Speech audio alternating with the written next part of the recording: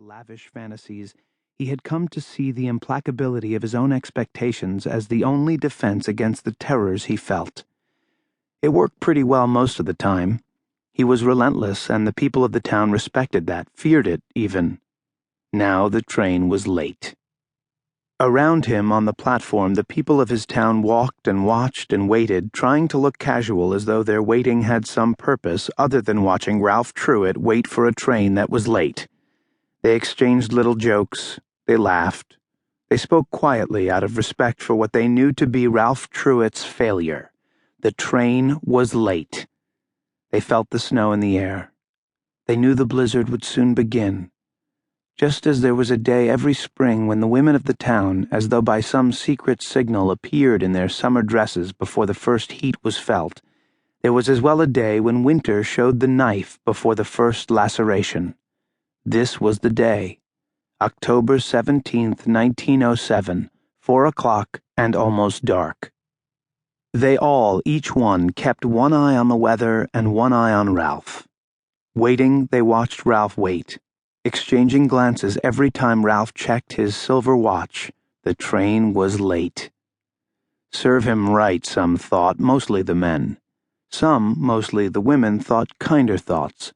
Maybe they thought, after all these years. Ralph knew they talked about him, knew their feelings for him, complicated as they were spoken aloud the moment he had passed, tipping his hat with the civility he struggled so hard to show the world day after day. He could see it in their eyes. He had seen it every day of his life. The chatter of deference, the inevitable snicker at what they all knew of his past. Sometimes there was a whispered kindness because there was something about Ralph, even still, that could stir a sympathetic heart. The trick, Ralph knew, is not to give in, not to hunch your shoulders in the cold or stamp your feet or blow warm breath into cold palms. The trick is to relax into the cold, accept that it had come and would stay a long time. To lean into it as you might lean into a warm spring wind. The trick was to become part of it, so that you didn't end a back-breaking day in the cold with rigid, aching shoulders and red hands. Some things you escape, he thought. Most things you don't, certainly not the cold. You don't escape the things mostly bad that just happen to you. The loss of love, the disappointment, the terrible whip of tragedy.